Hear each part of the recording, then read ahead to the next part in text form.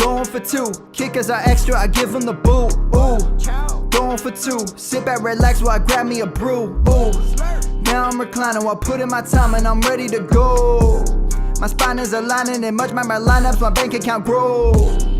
I am so rich, but knowledge is all that I'm leaving it with. Ooh, listen to this, multiple options, how far can I get? Ooh, DFS Dynasty redraft tonight, I'm not finishing last. I'm finishing past any and all, I am looking to last. What else? This spot is popping and I am so locked in and only opening the door when it is opportunity knocking. And all of these spots keep on talking and talking. So what are we talking? What kind of alignment? And running it deep, even players forgotten or came from the bottom or hitting that top end. And this spot is popping, yeah, this spot is popping. And woo! This is the armchair, yeah. Put up your arms, yeah. Sound the alarm, yeah, yeah, yeah. Woo! What is going on, guys, and welcome to the Scott Fishbowl 13 DC Brau Personal League Podcast. I am your host, of course, Jeff Lambert. You can follow me on Twitter at Jeff Lambert77. Of course, we are here to break down your league. But first up, we will meet the panel. First up, we got Mr. Zach Pulowski. He's a writer and podcaster for Going for Two, and you can follow him at Behind the Zach on Twitter.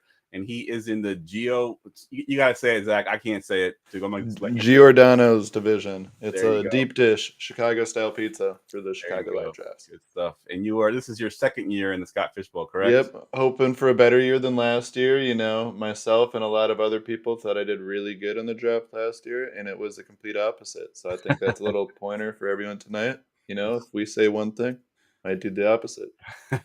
Good stuff.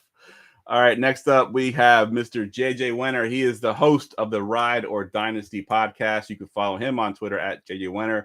And how do we say we're going to say this? Marchuan? Instant ramen. Instant ramen. There you Instant ramen. Good stuff. And if you were in the Discord, you know this guy well. He posted tons and tons of mock drafts, helped a lot of people out here with the mock drafts. Glad to have you on the show, man. And I think I gave your Twitter. You can follow him at JJ Wenner on Twitter. And this is your first year in the Scott Fishbowl, so congrats on that for sure. Thank you. I was excited to get in this year and see what it was all about. Good stuff. And last but not least, Mr. Kyle Senra. He is the host of the Press Coverage Podcast and the Dynasty Gambit Podcast right here on the Going for Two Live Network. He's also a writer and ranker for Going for Two, and you can follow him at Senra Says. And his division is much easier to say. He is in the craft division, and this is his fourth year in the Scott Fishbowl. What's up, Kyle?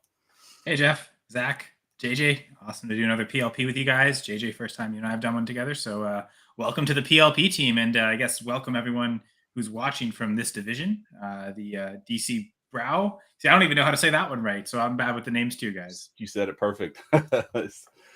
All right, so tonight what we're going to do, like I mentioned, we're going to break down the teams. We're going to count them down from 12 to 1. These guys all ranked your teams from 12 to 1. We took a consensus ranking, and we'll count those down tonight.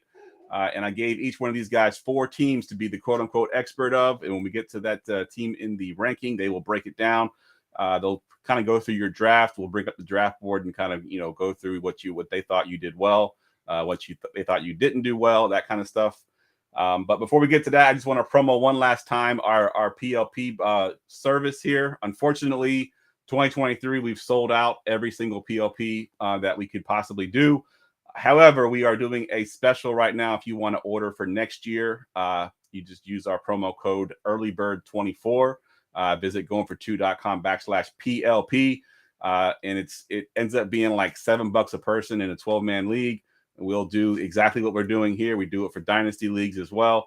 We give you trade advice. Obviously, there's no trade advice tonight, but typically we give you trade advice, ways to improve your team, strengths, weaknesses, complete breakdowns of your entire league, which, during the months of, February, March, April, when things are kind of slow, it's a good thing to kind of get your league revitalized and kind of talking about some stuff. All right. Y'all ready to talk into these? Well, to answer Calvin's question, I think everything we're doing from here on out will mostly be dynasty leagues, a couple of redraft. But yeah, I think this is our only Scott Fishbowl PLP, right? It is correct. Yeah, we've got. I think we have an auction draft on the books as well. Either auction or salary cap league that we've got to do in August as well. We have, I think, 7 or 8 to do in August. So good stuff. All right, let's go ahead and get into the countdown here. First team. Number 12. Number 12 team was ranked as high as 9 and as low as 12, and it is Uncle Jesse. And Zach, this is your squad here. Go ahead and break it down.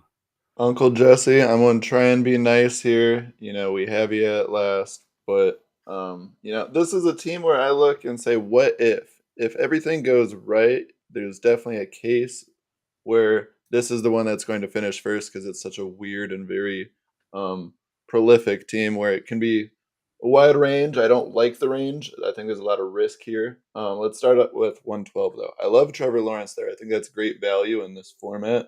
I really like what Lawrence will be able to give you in 2023. My concern was immediately after at the 201 with Tua.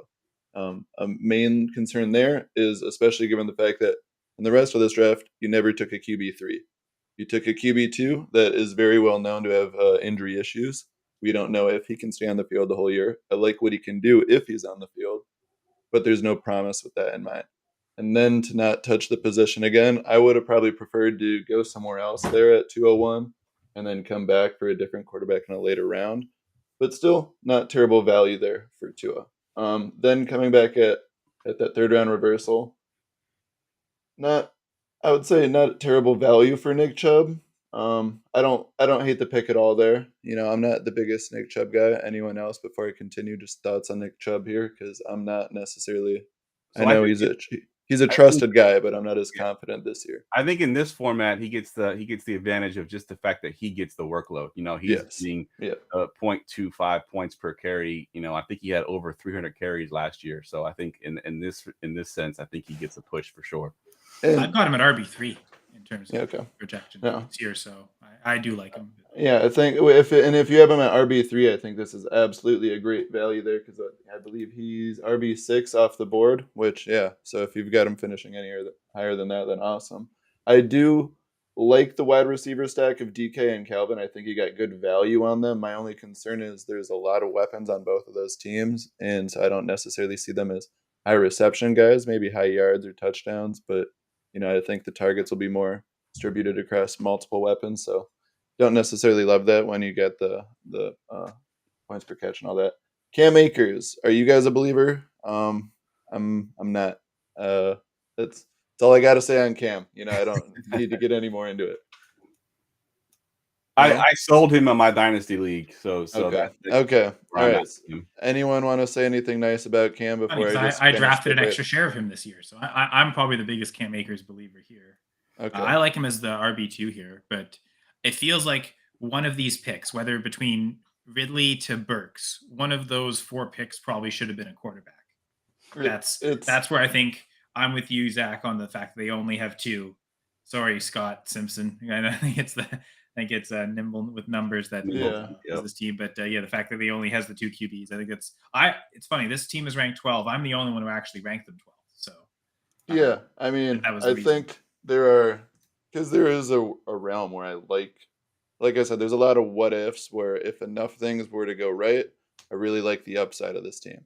I just think there's too many factors that need to go right in order for that to happen. But in that same range where you're talking about those wide receivers, I think there's definitely a lot of upside there. There's just a lot of concern because Ayuk and Burks fit the same mold of multiple weapons there that are going to get fed. And it's kind of concerning where you have these backgrounds of stuff you can rely on. Oh, they've done it before, but there's D-Hop next to Burks and still a questionable QB room. Obviously, we have all the weapons in the 49ers, so what can Ayuk stay healthy and produce the same way? Just a lot of variables concerns me. And then just like QB, don't really understand the running back room, I like Chubb at top, but it would have been nice to obviously secure the second one with 2 running backs there. And Akers, I think you paid a lot for him relative to, what we know him to be. And if he goes wrong, well, we're still waiting on Dalvin Cook, and you're going to really need a Shane to be in that RB1 role for Miami by that point.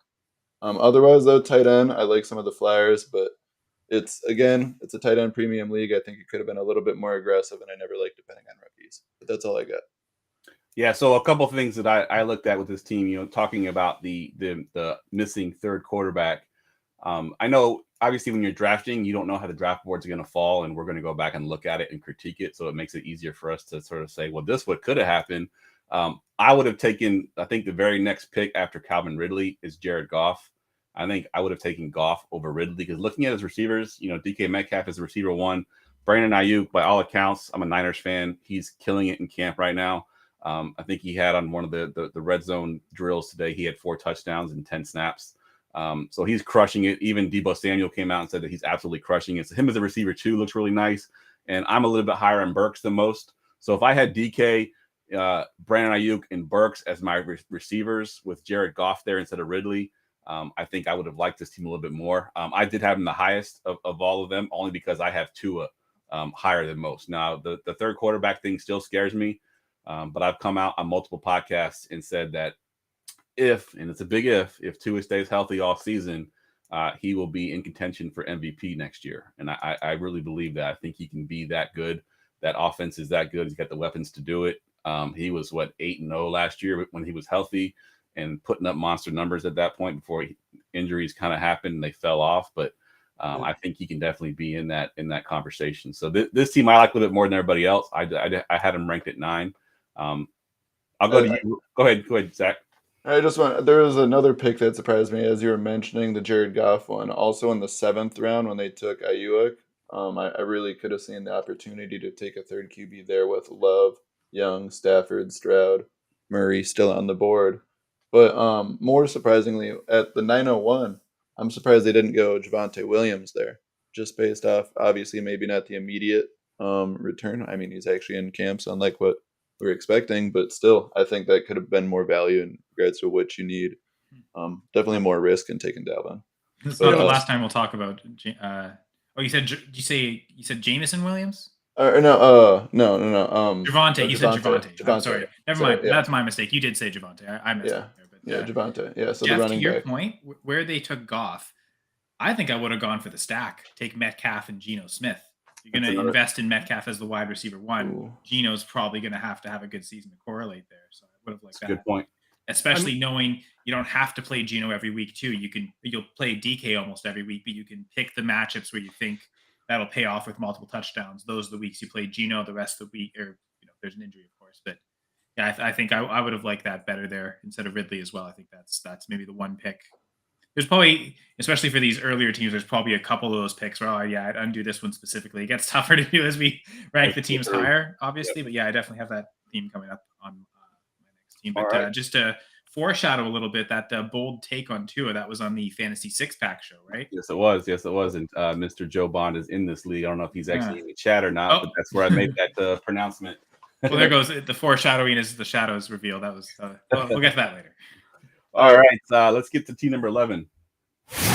Number 11. Number 11's got a pretty big disparity in the rankings here. They went as high as 6 and as low as 11. And Kyle, this is your squad here, and it is I don't know how to pronounce this. PK AU Warter. I don't know how. I was going to say PK O Warter. There we go. We'll go with that, Kyle. You're the teacher in this group, so doesn't necessarily mean I'm the smartest one. It means you say a lot of names throughout your career. True, so. Yeah. So looking at, I actually kind of like their sleeper name better, Carnage to 11, but they picked from the 111 and they're at 11. So everything seemed to make sense here. A couple people ranked them specifically at 11. And it's funny how the last team we talked about, QB to start, this team, no QBs to start, but getting Jamar Chase and Mark Andrews. A big gamble, but I actually think that the gamble paid off there, getting Dak Prescott in the 3rd. So got kind of, an elite wide receiver and elite tight end in the tight end premium that makes Andrews super valuable. And then to get Prescott's good. And then Jared Goff 2 rounds later as the QB2 we were talking about. I think super important as well. And I like Najee Harris, especially again, the one thing in this format, the point per carry, the volume backs, and like the point per carry and the rush, the point per first down. I think that's what a 10th of a point for rushing first downs. Mm-hmm. But I think those things together mean the volume backs just get bumped up. So a guy like Harris, I actually really love all 5 of the first picks. Where I think it goes off the wire is round 6, but quickly, everyone like the first 5 picks there. Any comments to make about them? Yeah, so I definitely like the first 5 picks, and I'm with you. I like Najee Harris a lot, especially in a system like this, in this kind of league with the volume, because he will get the volume. We know that Tomlin is a one running back coach. He likes to have one guy do it all, and I think Harris gets too much hate. I think he had a pretty decent season last year, if you consider that he was hurt for half the season in the first half. There, the second half of the season, he was the RB6, RB7. So. I think Harris is fine. What about you, JJ? Any thoughts on this one? I like Harris there. I love Prescott where you got him.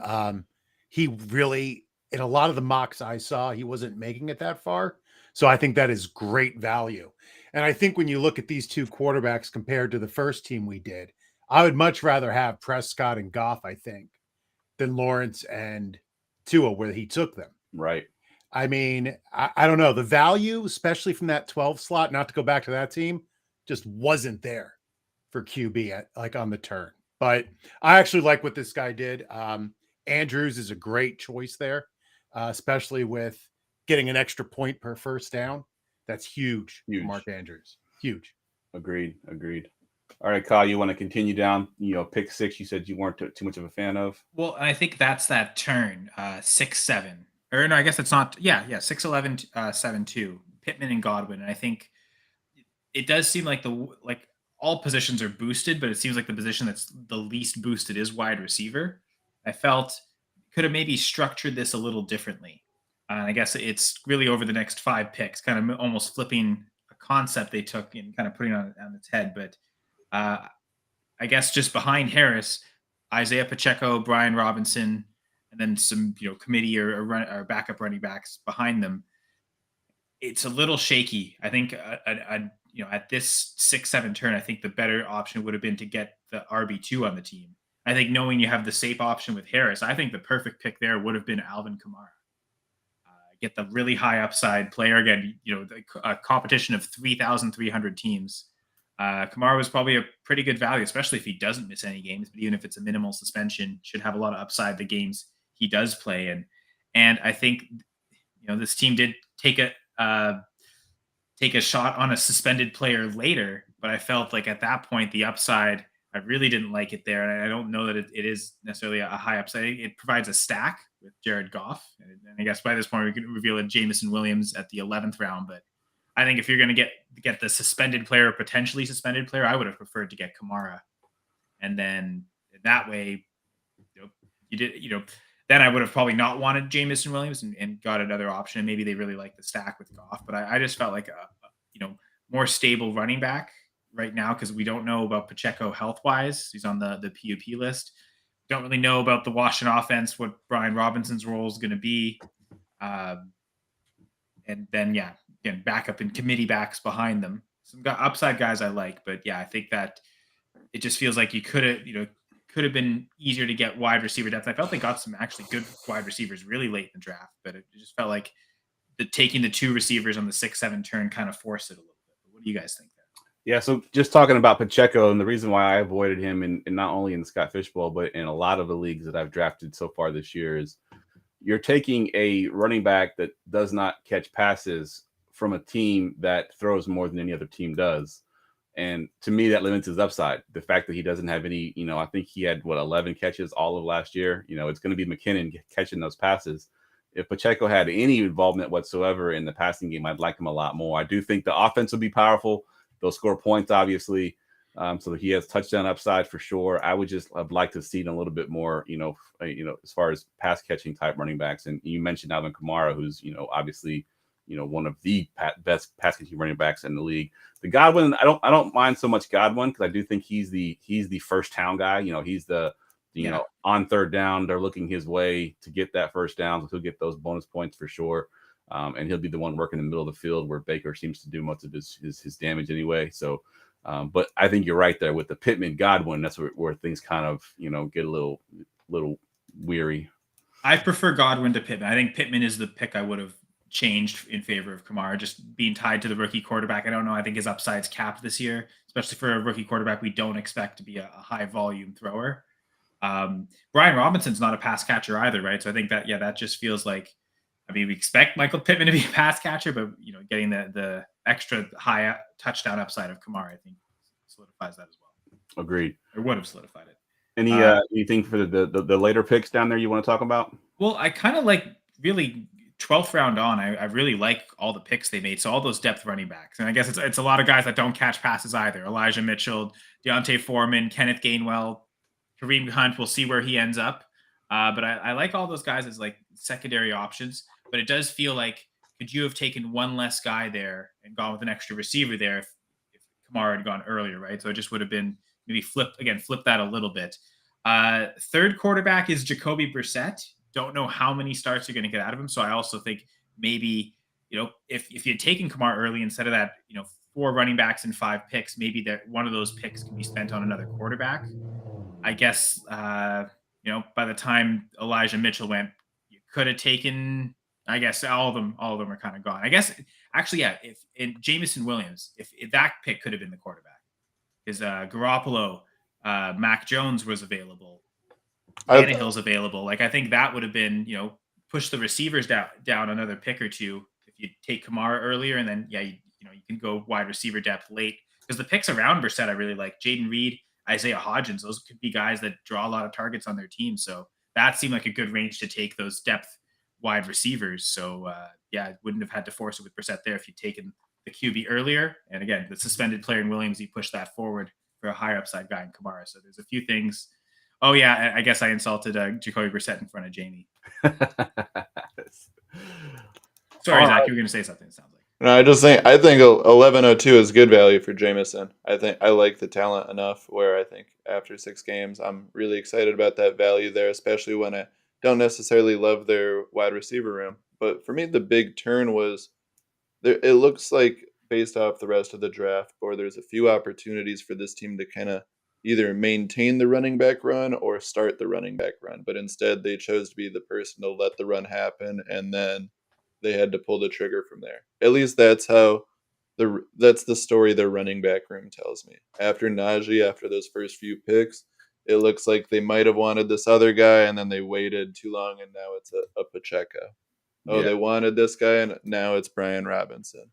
And it's definitely a dangerous game to play, and that's where you really, I think I would have liked this team a lot more if they would have started the runs and been more aggressive towards the high end of a player's ADP rather than taking the guy that fell.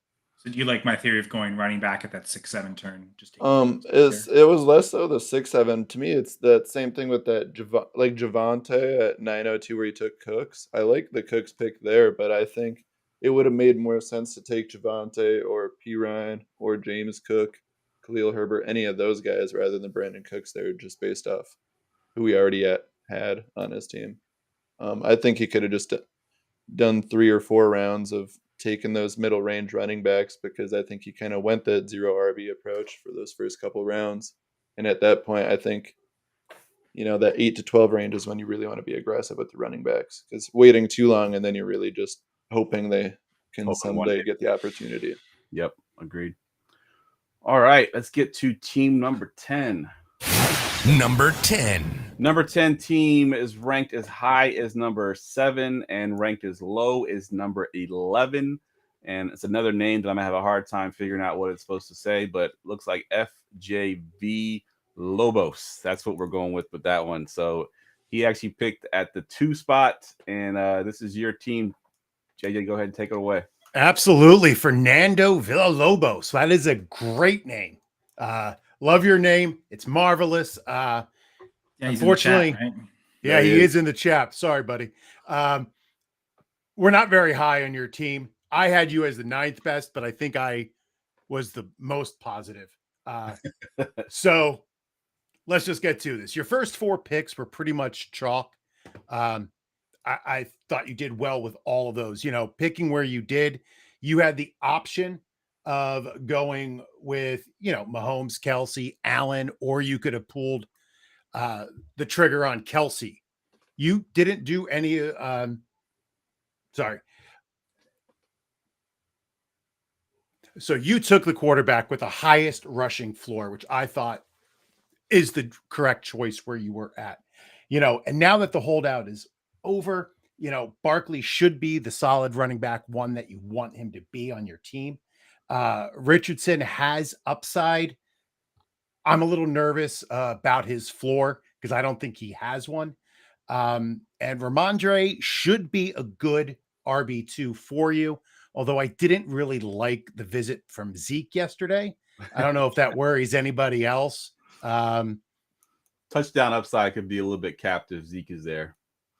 Yeah, and those first downs, man, like that's really what we're looking for. And I don't know if Zeke is good for much else at this point of his career than getting that 1 or 2 yards that you need. So I'm a little bit nervous about Ramondre with that news. Going on from there, D-Hop was a risky choice because you did that before he signed with Tennessee. So now you have a solid wide receiver one. I'd be a little bit worried about that reach if you didn't immediately come around on that turn and get Keenan Allen. I think as those two guys, you might have switched where you take them. That would have made ADP happier. But as 1 and 2, wide receiver 1 and 2, I think that's a good pairing. I don't know. What do you guys think?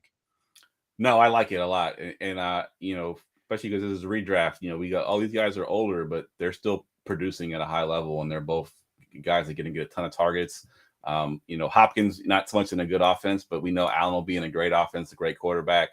He's been as consistent as they can come. So I love that pick there for sure. Yeah, I definitely love the upside of veterans. I always look in redraft leagues for guys who have done it before and who have done it in that place. It sort of makes me feel a little bit better going into the year. Now, you went and then got Pat Freiermuth as your tight end one. You paired him with Schultz. I love Muth. I worry a little bit about Schultz, and maybe he was more of a system tight end. So I'll be interesting to see if he can thrive in Houston, but only time is going to tell there.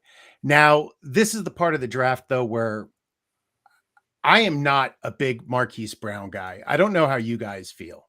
I don't pot a lot with you guys, so I might be walking into a hornet's nest, but I don't like Marquise Brown, especially starting out where Kyler's going to be missing time. I don't know. Where are you guys at with Marquise? Well, I think Jeff said the key word with Hopkins and Keenan Allen. Marquise Brown's one of those guys that he just draws targets. When he was there with Mark Andrews, he was always the leading target on the Ravens. And I agree with you. The only thing I don't like about him is the QB situation. Yeah. I actually think he's a good value just because, again, just all the scores and especially a lot of receiver projections are just kind of based on targets, right? We want the guys that see volume. And Scott Fishbowl's pushing that to the extreme, but yeah, we just want volume. So I really like that pick. It's funny because to me, the tight ends, I feel safer with Schultz than I do with Freiermuth because Schultz has far less competition. And I think CJ Stroud's better than Kenny Pickett. At least I hope so. At least certainly the Texans hope so, because Pickett was pretty awful last year. So I actually have more faith in the Houston offense than I do in the Pittsburgh offense, especially because Schultz doesn't have to compete with Deontay. He doesn't have to compete with even Pickens or Allen Robinson. He could still draw targets, and maybe enough that I think it severely caps Freiermuth. I especially don't like taking tight ends in that range. I think right after Goddard and Waller, to me, it should be a bit of a gap, but I think that some of the worst mistakes made in drafts, and maybe that's less so in tight end premium leagues, but I think some of the worst mistakes that are made are just going way too early on that next tier of tight ends when, I feel like I'd almost regret taking Freiermuth early knowing I could have got Schultz so much later, frankly, personally. Yeah, so I'll chime in here on Hollywood Brown too. I actually do like him, and I have him in a couple of leagues. I may even have him in the Scott Fishbowl. I know I was targeting him. I can't remember if I actually ended up getting him or not, but I do think he gets the targets, and he was a top 7 receiver last year before D-Hop finally came back. He was getting tons of targets. I like him better if Colt McCoy is the starter. I know there's rumors that it's going to be the rookie quarterback. I don't like him quite as much with the rookie quarterback. But Colt McCoy, I think, is a good enough quarterback that he can target Marquise Brown on the outside. Rookie quarterbacks tend to work, the tight ends and the over the middle guys. And I think Marquise Brown's more of a intermediate target. But I do like him. The biggest thing with him is his health. He hasn't been healthy in the last couple of years. So if he can stay healthy, I think he'll be fine in that offense. Yeah, and it wouldn't be so bad for me if the guys who didn't come right after he took Marquise Brown, if I wasn't fans of them. Like, I like Lockett, I like Deontay Johnson, I like Kirk. Like, Fair. and I would feel much better if those three guys, any one of them were my third wide receiver. I mean, they probably don't have the upside maybe of a Marquise Brown, but I don't know if their ceiling is that much different than Marquise this year. And I think Kirk and Lockett, they get the targets, but with the better quarterback. So I certainly like your point with like, especially Christian Kirk's the one name that stands out of that group for me.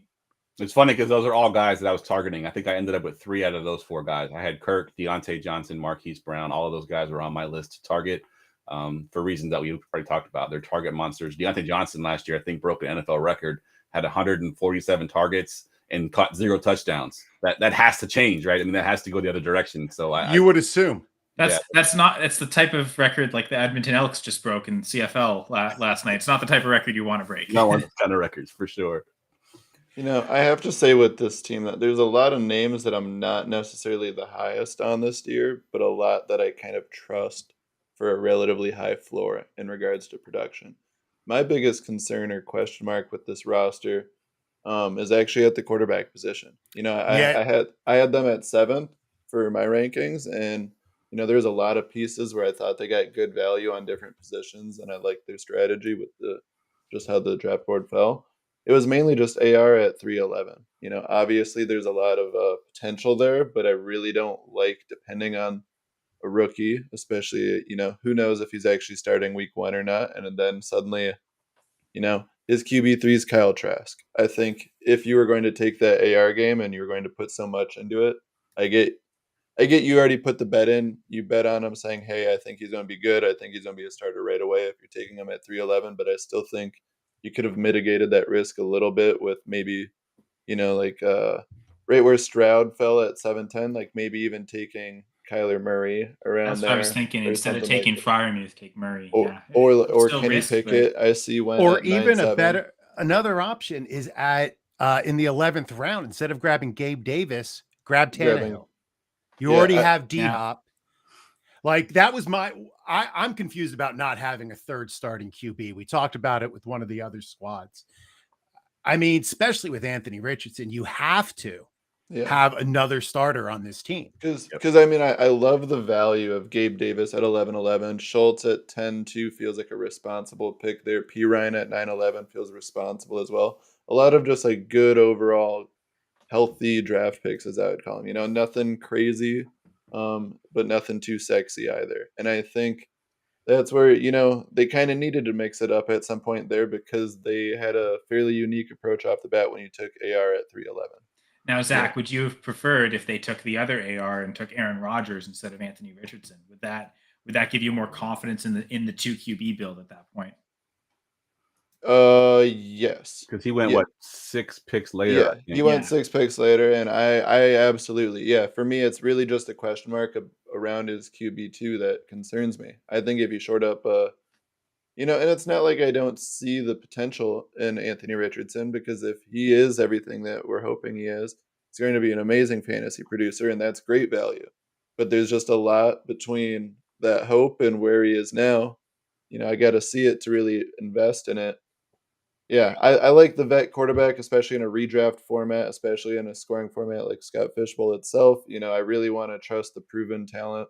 And if you're going to do the young QB route, that's where, you know, for me, I like Stroud or Young in the 7th, but not Richardson in the 3rd. Yeah, and then have another young, unproven quarterback that's played as much as Richardson and Kyle Trask is the 3rd guy. If I was going to take a rookie, I would have taken it 3-4 rounds later rather than where I took it. Yeah. Well, so I was actually targeting AR in my draft. I didn't end up with him. I drafted him the 105. And my game plan was to get, you know, AR and then get someone like Matthew Stafford, you know, later in the draft. The fact that he got Kyle Trask and Colt McCoy, who's further down, could be the starter there in Arizona, but even that's, you know, sort of sketchy. I would have reached a little bit more to get a 3rd solid quarterback, hoping for the AR explosion blow up. He runs for, you know, 1,000 yards. Right. But if I didn't have it, I got Matthew Stafford that I can still kind of lean on. That's kind of where I was at with my strategy. But I agree. I think passing on a third quarterback is kind of a tough situation there. If AR is a top 20 QB, this team's gonna be really good. Yeah. It's just a matter of if he can finish as a top 20 QB year one. And I thought the rest of this draft, I thought you did pretty decently. I mean, you grabbed value with Harris and Warren, both solid players. They should have standalone value. Your wide receiver room, you got Davis, Shaheed, and Patrick, all of whom are solid wide receivers. Like, that's a lot of value. I'm not sure why you took Washington as a tight end with your last round. I know it's the last round, but you could have grabbed Jelani Woods and had a stack with AR. I mean, if you're going to take a stab, I mean, even Richie James is somebody I might have grabbed there instead of Darnell Washington. It's exactly what I got in the last round, Richie James. I mean, those are the types of, cards I'm willing to play at that point. I don't know what you're going to get with Darnell Washington. Maybe his thought he was handcuffing Freiermuth. Well, that's the one thing. If he's going to go so early on Freiermuth, you want to have the insurance on the investment. I suppose I can understand the logic there, but I just didn't like the Freiermuth pick in the first place. So I agree with you there, JJ. I think when you have a hooked, you don't get full liability and back that up. You just if Muth fails, then you just move on to another room. And I mean, it's all about Kenny Pickett, though, right? Like if you believe in Kenny Pickett, you can at least support one of them. But I guess I'm just not on the. Again, he's just as unproven as some of these rookies. And frankly, I mean, he hasn't started a full rookie season yet, and he was pretty awful. So, yeah, I mean, the handcuff logic. So, okay, I see. But again, like we're coming from the perspective, Fernando, that again, I really don't like Kenny Pickett, so that's why I like Deontay for the volume, but I really don't love anyone else in that offense, to be honest, other than Najee, of course. And being that it's not best ball, you can just sign Washington. You can pick him up off of waivers. He wasn't getting picked up. Wasn't getting drafted. Yeah, I agree. So I wouldn't have worried too much about that, but I get where your head was at. All right, let's go ahead and get to team number 9. Number 9. Number 9 is kind of all over the place. Ranked as high as 5, as low as 12, and there's an 8 and a 7 mixed in the middle there. And this is Shuey FF and Zach. I made sure you got this team, at least one of the two teams that you do. Joey, this is your team here. This is my man. I'm glad to get his team. I was actually disappointed in myself. Shuey FF, he's a personal friend of mine, and I really wanted to dislike his team more just so I could bust his balls about it. But, I was actually fairly happy with what he did. Starting off the draft, Jalen Hurts 101, definitely in this format. Smart pick there. You can't really go wrong with any of those top QBs. So love the choice there. CeeDee Lamb at 212 seems like great value as well, just based off of where some of these wide receivers are going. But Hawkinson, again, I felt like a lot of these picks are what I would refer to as the responsible pick. It wasn't anything where you're reaching on your guy. It wasn't a guy that fell super far. Just, took him right around value, and it makes sense for a good, solid, healthy build. And Hawkinson, I think at 312 is a little aggressive there. I can see it if that's your tight end. For me, I'm going probably lean a little in favor of some of the other big names first. But you guys' thoughts there? Do you like Hawkinson as I believe that's the tight end 3? Yeah, I think, if you want to get one of those elite tight ends, you would have had to do it at that turn because you see Pitts and Kittle go before his pick. So it really is. Yeah. I'm just curious. Do you like Hawkinson there compared to like the Pitts Kittle? Do you see that? Like, I think it's kind of just choose which one you like out of that. But 1A, B, C. Yeah, it's interesting. I guess I'll plug the Going for Two projections project. But I was given the AFC and NFC North, and I actually have Hawkinson projected just ahead of Mark Andrews, like almost identical points per game. Hawkinson with more targets and receptions. Mark Andrews better yards per catch, more touchdowns. Almost equal out production, but I like Hawkinson as a top 3 tight end this year. So in the format, the only other thing I would think of is, it's so waiting so late for a running back, but I think definitely I would take Hawkinson over another receiver there, and maybe Rodgers at quarterback, but no, I think I like the Hawkinson pick there. Okay, yeah. I was curious about how you guys felt about that top 2 tight end room. Then at 401 though, I love the Devonta Smith pick there as well. I think he's I mean, obviously he's been consistent already in his relatively young career, but I think he's just trying to keep going off that. Plus, you have the Hurts Smith stack, which I love. Obviously, the only way it can get better is if you have AJ Brown too. But that's what dreams are made for, right? Yes. But no, I think going there, I was surprised he didn't take a running back there, but also looking at the running back room around 401, I would have realistically taken Devonta Smith there as well, or maybe Najee Harris, just with the workload. But unless you really love any of those guys that went in that 4th round range, I probably would have waited until that 5-12 turn to take a running back.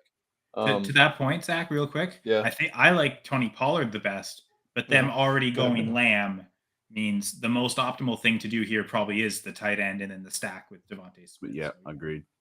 I think if anything, it might have been to go the RB at the 2-3 turn, or at the at the end of the second instead of Lamb. That might have almost been the spot. But For me, I think I would have probably touched it. I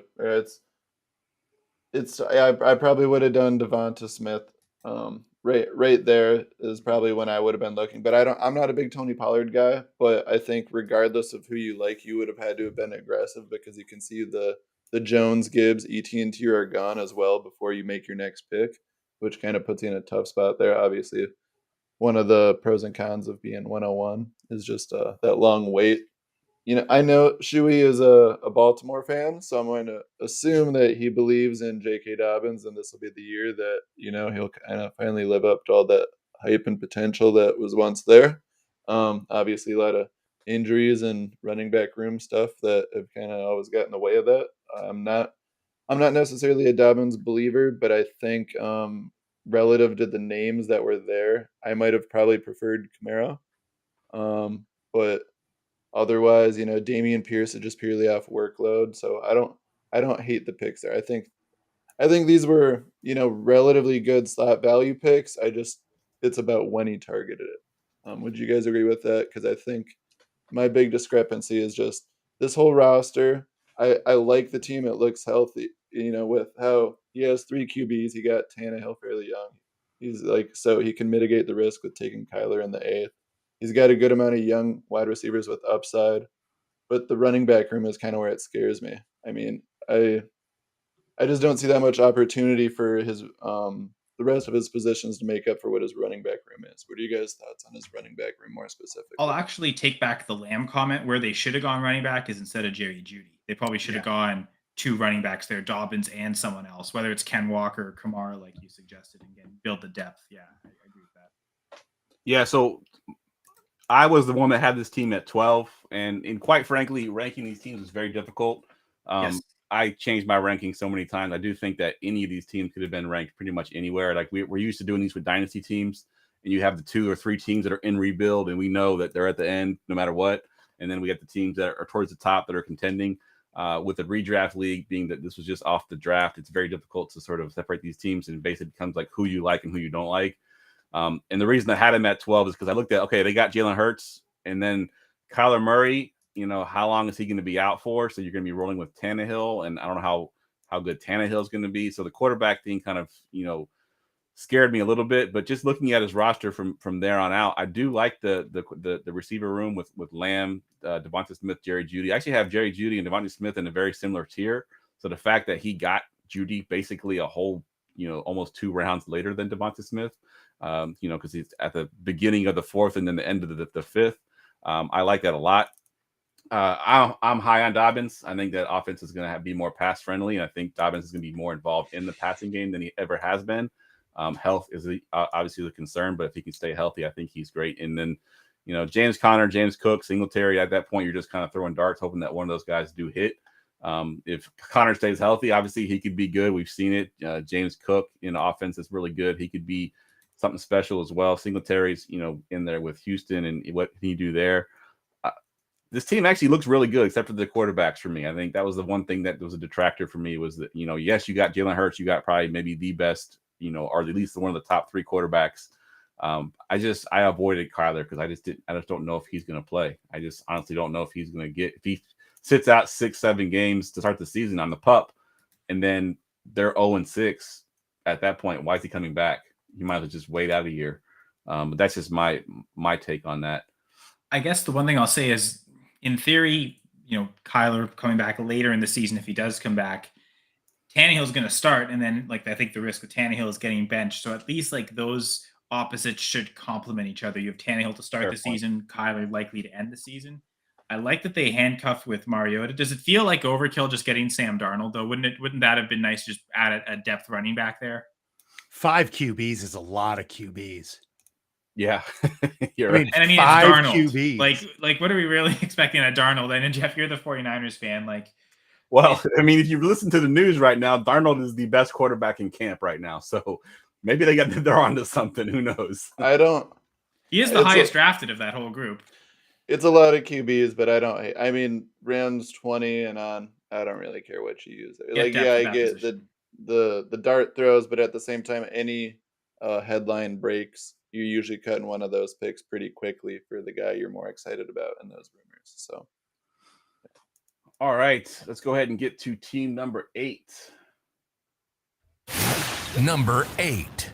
Team number 8 ranked as high as number 1. I actually had this team at number 1 and as low as number 12. So you literally are all over the board here.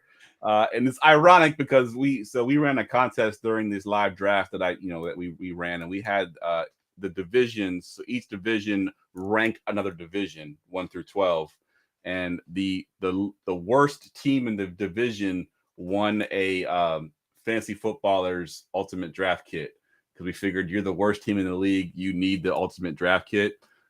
And I believe this is the team that actually won last place and got the draft kit. So the fact that he made it all the way up to number 8 and he made my number 1 team is pretty impressive. And that is Mr. Spectaculous. And let's see, this is your team, Kyle. Go ahead and give us your breakdown here. Well, it is quite spectacular that one analyst ranked them 1 analyst ranked them 12th. I've done quite a few PLPs. Jeff's been on every single one. Have you ever seen that, Jeff? Never. It's never happened before. That's well done. Very spectacular. I think the 2 QB start I actually really like. Fields and Watson, one of the best QB duos probably in this whole league. We'll get to another team later that I think might have the edge at the QB room, but I really love that start. Fields kind of almost provides some good safety with the rushing floor, and if Watson can rebound, that's a lot of high upside. Watson might even outscore Fields, honestly, if he can kind of return to what he used to be. So great upside there, and I think that allowed to not have to address QB until later. I felt like they got a pretty good value on a guy that may have a chance to start most of the season. Well, I guess I could say now it's Sam Howell in the 11th round. So they were able to go almost a full 10 picks and just add the value at depth at different positions. I think 4 running backs, 3 wide receivers, and a tight end in that stretch. So kind of like how they built that. They prioritize quarterback early so you don't have to be taking him in the middle rounds where you can get some really good value. A lot of stacks as well. They stacked Amari Cooper with Deshaun Watson. They stacked Drake London really late with Taylor Heineke. And then where else are the stacks? Njoku again with Watson. So I guess that's a quick question. In this format, that double stack of Watson with Amari Cooper and David Njoku, do you guys find that an advantage, or is that overdoing it? So it's an advantage if Watson returns to what he is. I would prefer to take a more known stack that we think is going to be really good, a more powerful offense. But, if they believe in Watson, which they took him at the 2nd round, they believe in Watson. And if he can return to what he is, then yes, I like that stack. That offense should be pretty good with Nick Chubb at the running back as well. So, I kind of like this idea with the Njoku and Cooper, because those 2 guys really could be the 1 and 2 in far as targets on that team. And, we'll plug the DFS show on Friday nights, Jeff, but you guys always talk with you, Gerson and Tim, that when you're making a DFS lineup, for that lineup, you want to assume everything you do is correct, especially for GPPs. And certainly a big 3,300 player tournament like this, you want to assume you're going to be right at every pick. And so if they're taking Watson in the 2nd, they're already making that bet, that assumption that Watson will return to form. So from there, you correlate the bet with the stack. So I do like it. Again, though, I've mentioned this with Freiermuth. It does seem like Njoku's in that range where it's just a little too soon for those mid-range tight ends. once you get past, I think Waller's and I think it was the same case in my SFB draft. I took Waller late as like that last guy of that.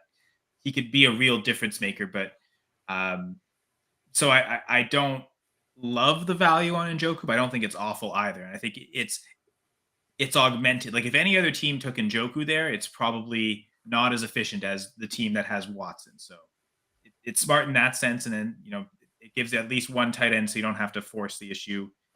Maybe take multiple shots. They only took 3 total because they wanted to build their depth kind of at other positions. And I can see the logic there because, again, there's more stacks throughout. And technically Antonio Gibson, if he catches a lot of passes, that's a stack with Sam Howell. They're in ranges where you don't have to start them every week because this team is Joe Mixon, DeAndre Swift, and if Javonte Williams returns, better options. But maybe if the matchups where Watson or Fields is on bye and you have to play Sam Howell, that might be a good week to play Antonio Gibson. So there's some things that can definitely correlate. Mooney stacking with Fields.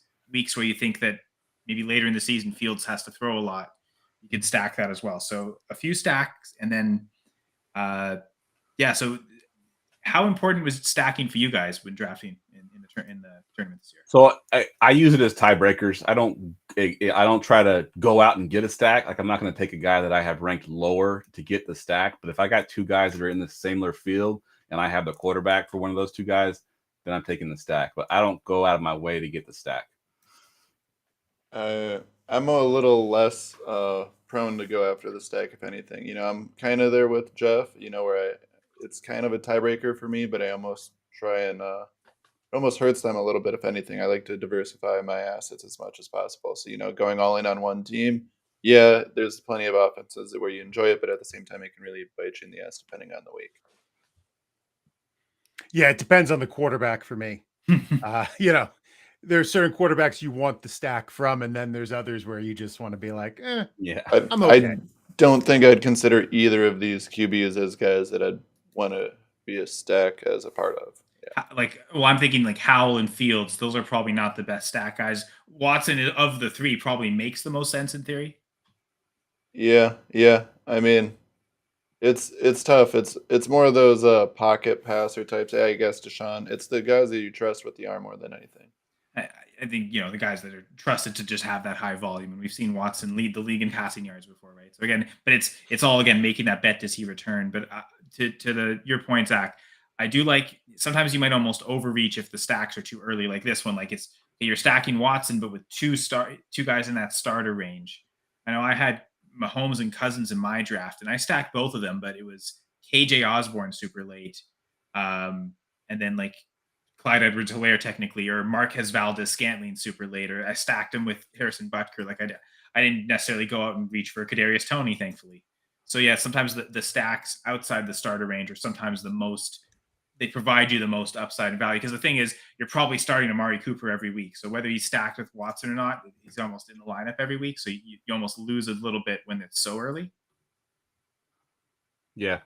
I agree with everything you said there. And I do think, this team I had at 1. So obviously I like what he did with everything that, and the way that I ranked him is I went by quarterback room first. And you mentioned that this might have the, if not the best, one of the top quarterback duos in this division.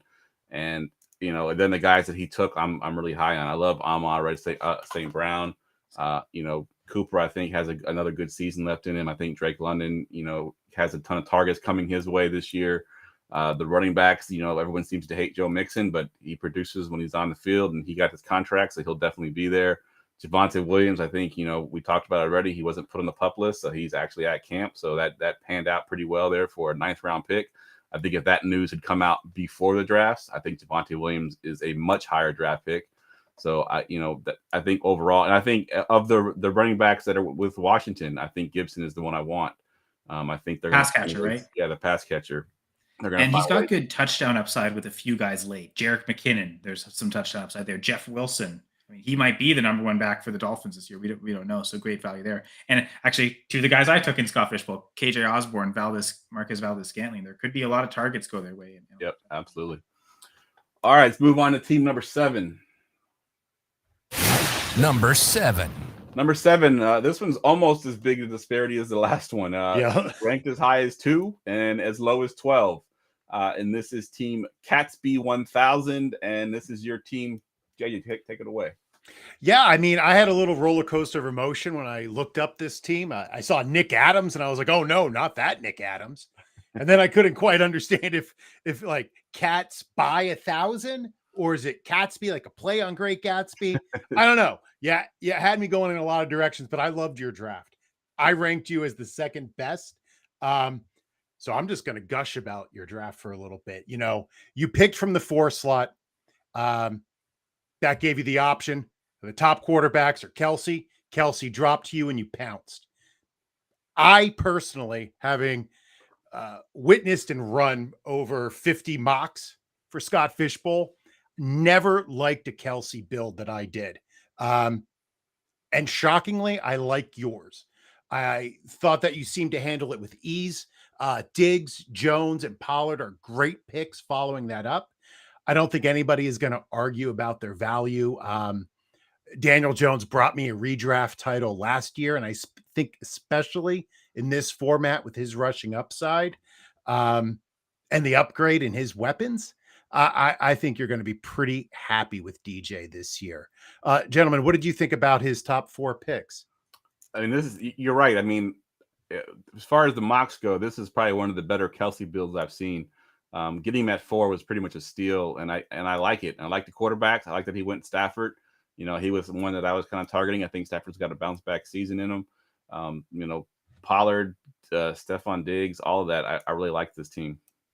Yeah, you know, and I'm going to say, Nick, you seem to have benefited by value falling to you throughout the draft, especially in these 3 rounds, right?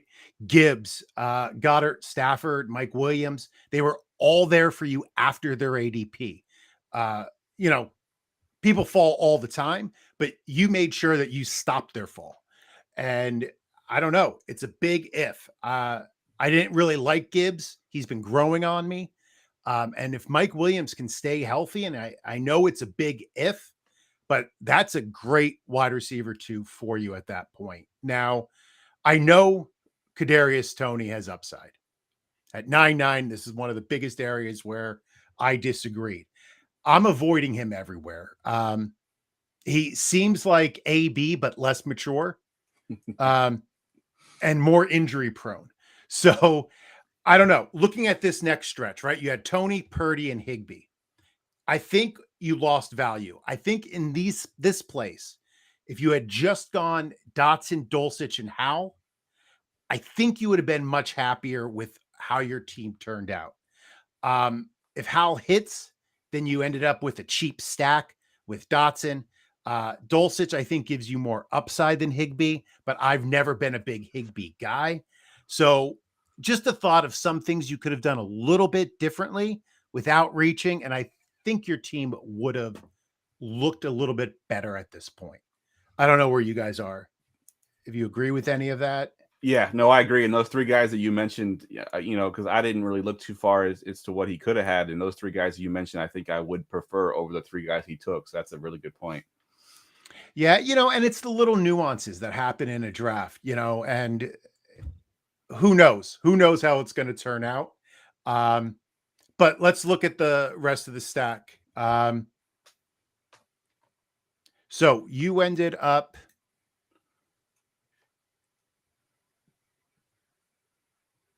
While you're just Yes, JJ, thank real you. quick to just answer. I think even without taking Howell, I think I would have preferred Dotson over Toney anyway. Mhm. Chance to be potentially the alpha on that team, even though it's probably McLaurin, but certainly closer to the number 1 target on the team rather than Toney having to compete with Kelsey, and then having both Toney and Kelsey on the same team. It's funny. You asked, your first question was, what do you think of the first 4 picks? I could have doubled that and said, I love the first 8 picks. I'm with you. I wasn't the highest on Gibbs, but I am coming around, pass catching back expected. But yeah, the Toney pick, even just changing that for Dotson, I still think I like the complexion of the team more even without a stack. Agreed. And I think moving on from here, I mean, Penny, Kendre, McBride, and Strong and Ingram, they're all, you know, the if-then players. If Penny is healthy, he's going to produce. If Kamara gets suspended, Kendre Miller's a great pickup. If Madison, Ramondre, or Connor get hurt, you have all of their handcuffs. So I like your running back room. I like that you mixed, people who have a role in the offense plus some very, very high value handcuffs. On the wide receiver end, Mingo, Chark, the other Jefferson, and Nakua, they're all dart throws that could pay off for you. I think I would have gone with some more valuable, not valuable, but reliable late round receivers. Guys like MVS, Woods, Hodgins, KJ Osborne. Maybe instead of taking as many shots as you did, as many dart throws, maybe get somebody with a more consistent floor would have helped you here. But I mean, we're at the end and I like your squad overall. So I can't really argue with what you did. He handcuffed a lot. They went Tony with Kelsey, then Chark with Mingo, Van Jefferson with Puka Nakua. Just take the three of those that you prefer, and like we already mentioned, don't take Tony, take Mingo, but then don't take Chark. Go to another team again, like trying to assume that you're correct instead of trying to always cover it. It seemed like they did that a little too much later, albeit because I think we all agree really like the start of the draft. Yeah, no, I agree there with Kyle. What you're going to say with as far as hedging their bets and taking the two guys that one of the two potentially could pop, and the other one becomes pretty much a droppable asset at that point. So you're not drafting, two players that could be usable. You're drafting one player with two different draft picks, and he did that a couple different times, and I think that kind of hurt his overall depth because, yes, if Jefferson is the receiver for the Rams that you want, and that the number 2 option, and Puka Nakua becomes obsolete, or vice versa. Same thing with Mingo and Chark. If one of them ends up being the guy that pops, the other one's obsolete, and you're hitting waiver wires looking for another guy, where you could have just drafted those guys to begin with and hope that you're right on at least one of them. And they took Higbee too. I even forgot about that. Like that's a 3-way stack, and they do have Stafford, so that is the one thing that makes that better. But it does seem a little excessive. Like Higbee and Jefferson alone, that might have. Yeah, that could do. I could see that. I don't love. They have the Rams logo as their so we know where that's coming from. You know what? If they don't have Stafford, it makes a lot less sense though, right? So to at least have Stafford makes those make sense. But yeah, the Mingo Chark one, that one really stands out, especially because it's back-to-back picks. Like pick one that you think is the best, and then just go to another offense and pick their best option. Agreed. Now, I guess I said we all agree that we like the start, but Zach did rank this team 12, so maybe I shouldn't speak for Zach there. No, I was going to say a perfect time for my food to come during the team I ranked 12. So I'm glad that happened because, I noticed JJ is number 2 on it. JJ, I'll probably have you touch on that a little bit more once we get over to the next team because I noticed we have a discrepancy there as well. So I want to hear about that. Let's go ahead and get to number 6. Number 6. Number 6, ranked as high as 1 and as low as 9, as Zach alluded to. He has him at 9. JJ, you got him at 1. And Zach, this is your team, and this is A Wild. JJ, if you'd like, I'd like to kind of just cross-reference this team with you because I'm noticing that when you're really high, when you're all the way in, I'm all the way out. So let's kind of go at this together because I think we can kind of get some different opinions here. Off the bat, let's start with, that 109, I think CMC, I think that's good value there. I like that. I don't think we're going to have any discrepancies there. Same goes with the 204 Tyreek range, especially with Deshaun already going there. I could have seen him taking someone like Dak, but I think you guys know by now that I'm not much of a Dak Prescott guy, so I probably wouldn't have done that. So far, so good, but it's really that 304. Are we confident in Derrick Henry staying healthy this year? Are you guys cool with that there? Like, I guess I think I'm still okay with that one, but it's the dynasty in me that probably feels a little wrong there. So you guys feel good with that Derrick Henry 304? He was one of the 3 running backs to hit over 350 touches last year. I know I've been harping on Josh Jacobs for that reason. So in fairness to Jacobs, I should also be lower on Henry, but it also seems like I'm worried about every player. Is this Tom Brady of running backs where we just pretend like age isn't a thing until he actually falls apart? Because that's the part I don't understand. Derrick Henry is ancient for running backs. Well, the thing that's different from Henry and every other running back is he is like 6'4". Yeah, he's a big boy. Yeah, he's not taking the punishment; he's delivering the punishment. Yes, so that's a big difference for me. And Okay. Did have, I think, 349 carries last year. So Yeah. he definitely stayed healthy last year. No, he did. I'm worried about every player getting injured, Zach. So to answer your question, yes, I am worried about him. I just worry about 200-year-old running backs, okay? Just like I worry about 40-plus-year-old quarterbacks. So it's yeah, but no, so far so good with this, but it's really those middle rounds. You know, I would say I feel good about Olave even as well. To me, I would say my cutoff is that 5th round Geno pick. I guess it just kind of seemed weird for me with this roster. I know they needed QB at some point, but I guess I would have expected Geno to go to the DK owner or the JSN owner, someone that's trying to get them both together, like we previously alluded to. This is the JSN team. Yeah. Yep, yeah, perfect. But that's later on. Yeah, for some reason I was thinking it was earlier. But I don't know. I don't love Geno at 504. Are you high on Geno this year, JJ? Because to me, it was the quarterback room that specifically killed the vibes for this most of all. Was just you're betting on Geno to be what he's only done once, and we're betting on Jordan Love, who's a complete unknown, and then we don't even have a QB. No QB3. Not even Nothing. someone that maybe he'll get a chance. Nothing. The quarterback room was my least favorite part of this team. What made me really fall in love with this team was CMC, Derrick Henry, Kenneth Walker as 1, 2, 3, Ingram, Chig in the tight end room, and then Olave, Hill, JSN. Yeah. I just thought their top 3 at each of those positions was solid.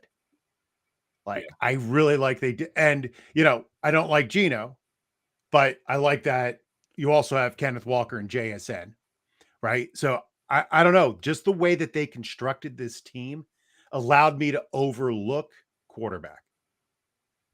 And I think they might be able to get by with. I think that's where I get taking the middling QB route. You know, I pride myself on the 0 QB method in super flexes, but I guess it's if I'm doing that, I usually want a third one that's a Derek Carr, a Jimmy G, a Matthew Stafford, someone that he might be a little behind at this point. We don't know if he can get back to that previous form, but we've seen them be productive for a while at the NFL level. I think it's just a very dangerous risk when you take 2 guys that are very the variability is very wide. And I want a little bit more foundation of consistency at my QB. If it's QB 20 every week, it doesn't have to be sexy. At least I know what I'm getting. These guys could be QB 30 and then QB 5. So that's what scares me the most. Any other thoughts on this team, Jeff? Yeah, so the quarterback room is the reason why I kind of had them as a middling team as well, because kind of going off what both of you said, like, I love all the pieces but quarterback. I love Christian McCaffrey and Derrick Henry. The fact that Kenneth Walker is your RB3 is awesome. Tyreek Hill, Chris Olave are 2 guys I'm really high on this year. JSN, hopefully he pops, but then you backed him up with guys like Sutton and Bateman that have upside. Michael Gallup could bounce back this year. Great value on that Gallup pick. Yeah, best absolutely. value picks of the whole draft. Agreed. And then, Ingram had a monster year last year, and he did most of it in the second half of the year. So if we assume that continues over into the new year and has a full year of that type of volume, Ingram could be a top 4 tight end easily with that type of offense. So I love all of that. And the reason why I had him middling is because of that quarterback room, and not because of the ones that he necessarily took or where he took them. I would have personally taken Russell Wilson over Geno Smith, who went a few picks later. And then the Jordan Love one, I think I saw Matthew Stafford was in there. I would prefer Matthew Stafford over Jordan Love, a little bit more of a track record. So that's the reason why I had him a little bit lower. But I think overall this team is built pretty solid. I just want to touch on those QBs one final part. I like both of them. I think there's enough reason to be high on that value you got for them. It's just a question of the ifs and having some sort of consistency there. I love Jordan Love this year. I think you'll be able to get great return on where you got him, but that's it's a risky business. And when you only take 2 QBs and that's it, good luck. You're braver than I am. And to Mr. Scamper's credit, in my Scott Fishbowl division, Geno was like the 202. So he was definitely going really high. I mean, I know, again, I do projections, and not the full projections for the NFC and AFC North I did for going for 2, but my touchdown projections, I still had to project passing attempts. And I think I had the Seahawks third in pass attempts. So Good I point. expect high. We talk about volume, right? Like that could be a All really about high volume. volume passing team. So Good stuff. All right, let's get to team number 5. Number 5. Number 5 team ranked as high as 2 and as low as 10. And before I give the name, I want to just give this caveat here. So me and the owner of this team were actually organizers of this live draft. And if you could picture 70 people crammed into a Washington, D.C. bar that was probably too small for 70 people, also had an AC issue where it wasn't quite cooling off the area. And if you know, in the middle of July, it's freaking hot in Washington, D.C. So you got 70 sweaty people. We're trying to organize. They're all drinking. And then we're trying to draft our teams on top of that. So it made drafting extremely difficult. But of course, if you don't already know by now, it is Mr. Joe Bond's team. He is ranked 5th. And Kyle, this is your squad here. yeah, so I guess the word I use to start is balanced. Even like the first 5 picks, 2 quarterbacks, and then 1 at each of the other positions. Herbert, Kupp, Jacobs, Kittle, and then coming back with Russell Wilson. A lot of AFC West there. Division stack. That's always fun to do. And then again, balance, and then another set of picks, and then you get Mac Jones later. So what I mentioned earlier, the Fields Watson team, this might be the only QB room I really like more. Herbert, Wilson, and Mac Jones. You kind of have the risky proposition with Wilson. Now, Mac Jones is risky in another sense that he doesn't really have much of a floor, but we know what he is. Like we just don't know what Wilson's going to be, so it's like a complete guessing game. But if he returns to what he used to be before last season, then that's great value in the 5th. So yeah, I love the balance of the team. It felt like they're solid at every position. They got a difference-making tight end in Kittle. Got good running back depth in those first 11 picks, 3 of them anyway. Jacobs, Miles Sanders, Rashad White. Expect good amounts of carries for all of them, and also they should all be involved in the passing game. And I love Cooper Kupp, good difference-making wide receiver, one of the type. I didn't really want to go too early on wide receivers in this, but like the guys like Kupp are the ones you will take early in the second and consider good value. I think we talked about that with Diggs for another team earlier, like that. Those are the types of receivers you want to take, you want to reach on. It's the elite guys that get elite volume and are so efficient, have high touchdown upside. Kupp is definitely that. So, I mean, I ranked this team 3rd. I honestly almost ranked them 2nd. So I was super high on it, and I think the reason is just the balance of it all. They were able to get good, decent running back depth, but still having the difference maker at tight end, and you get an elite receiver, and the quarterback room seems solid. Like, to me, I don't see a bad pick in here, really. Yeah, that's kind of why I had him at number 2, so I had him a little bit higher than you did, and some of that is my appreciation that he was able to pull this draft off with everything that we had going on all at once with this craziness. So that was a little bit of a hedging there. But yeah, I mean, every pick in here is good. I mean, Herbert, Kupp, Jacobs is a great start, assuming Jacobs plays, doesn't hold out.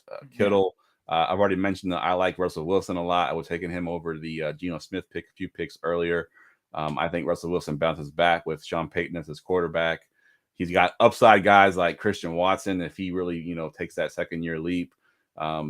I like Miles Sanders. I think he can get a ton of volume in that offense. They had, I think, the 2nd most rush attempts last year in that offense. It's not going to change much. Sanders steps into a role where he'll get a ton of volume. He took some good late-round flyers with, guys like Michael Thomas. Does he return to some sense of his own self? Fournette, does he land anywhere where he can potentially, put up some points? Even going all the way down there to Zach Ertz as his tight end 3. I liked that pick as well, because when Zach Ertz comes back, I think he still has a good role in that offense, and he's still one of the better tight ends in the league. So yeah, I think overall this is a very solid team. Couple late stacks as well. Juju stacking with Mac Jones, and then Marvin Mims super late stacking with Wilson. So both could really pay off. I appreciated this team from the perspective as well as I was someone that drafted from 107. And I think right in the middle of the draft, while it's a blessing because you never have too long of a wait, at the same time, it can be a pain in the ass, because I think you're put in the spot of, do I reach? Do I start that run, or do I take like the responsible pick here? I found myself in my live draft. There's a few times where I was like, ooh, do I take this guy? It feels like I should. I don't want to, but I should. And I think this is what Joe did as well, where it's, it might not be the sexy pick, but it's essentially good value each and every round. And I think that's what I appreciate about this team. Not a lot of stuff that really gets me super excited, but nothing that I'm distraught by either. And Joe, the content professional here, plugging his cheat sheet that he put out in our Discord. So, if you didn't use it this year, look for it next year. It was a pretty awesome tool he put together. He used our ADP for a couple of it. So pretty awesome tool that he used there. I'll be honest. I'll shout out going for two because I know like Peter Howard was using our ADP every time he was doing anything Scott Fishbowl related. It was always going for two ADP was the source. So good job, Jeff. Just shout out to and everyone in the Discord, and including guys like Joe that contribute greatly to the Discord. I guess I had one last thing to say, but before I do, JJ, do you have any comments about this team? I was the lowest on this team, but I think it's mostly because of the wide receivers. I like Cup. I'm not a big fan of Watson, and I think once we hit that spot, you have to tell yourselves a lot of stories to believe in these guys as you go down. You have to start 3. I don't feel confident in 3 of these wide receivers. Good point. So that's just where I'm at, and that's why I was behind. All of them are super boom bust. Like we Juju's going to a new team. Yep. Watson, what kind of upside does he have over a full season? Michael Thomas. Yeah, Thomas just Myers, injury. Myers new team. Yeah, Peoples Jones. Where again you're banking on the Watson comeback. At least that's a late investment for it. But I think the one benefit from that, just real quick, is that I like the late round flyers at running back. I think they're guys that are going to be worth rostering for a while. But I think at the wide receiver position, the benefit of being needy there is you can be the one that's aggressive on the waivers. They're a lot more so while others are trying to get the running backs, the tight ends, or say a QB if they have an injury.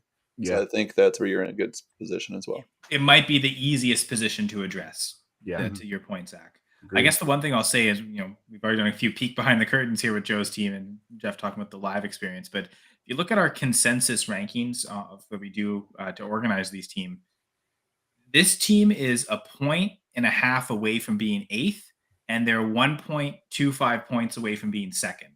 Yeah, and it's like right in the middle of these two congested things. Like teams 6 through 8 are separated by 0.25 points total, and you know what? We get to this next stretch of teams that are separated by 0.25 points total in the consensus rankings. Yep, agreed. Yeah, there were definite tiers in this draft. For real. All right, let's get to number 4. Number 4. Number 4 team. This one was pretty close. We pretty much all had them in the same area. Ranked as high as 4, as low as 6. I was the one person that had them at 6. Ruined the unanimous ranking. We could have all had them at 4. It would have been ranked 4. Would have been almost perfect. But good job, Jeff. Got to throw chaos in there. Got to throw a wrench in there. And this team is J Andrew 286, and this is your team. JJ, go ahead and take it away. It is Jason. I love Omar in your Twitter profile. He might be coming, but I don't think a championship is. But no, we all agreed, except for Jeff, about 4th place. You drafted from the 1-6. I drafted from the 1-5, so I felt a little kinship with you. And we had the exact same start. We both had Lamar and Bijan in the 1st and 2nd rounds. So I love them, obviously, because I made the same picks. I think Waddle at 3-7 is a good pick. Sometimes I have some concerns about a wide receiver 2 on your team being your wide receiver 1, but that offense, you should be fine. Your next 3 picks, Pitts, Carr, and Moore, I can't really argue with them. I think Pitts is going to be going to perform better with an improved Ritter, hopefully this year. Carr and Moore should both thrive in their new homes. I'm not sure why you took Carr early. I want to talk about that in a little bit. But you took Kamara, and I think Kamara is where I sort of was disappointed in your draft. I know people have earlier talked about how much they like Kamara. I don't know. You took him around earlier than his ADP. He's going to miss games. I would rather have Connor, Monty, White, or Pacheco over him. I know that's not a popular opinion, but he is going to miss games this year. I don't want my RB2 missing 25 to 40% of my games. I don't know.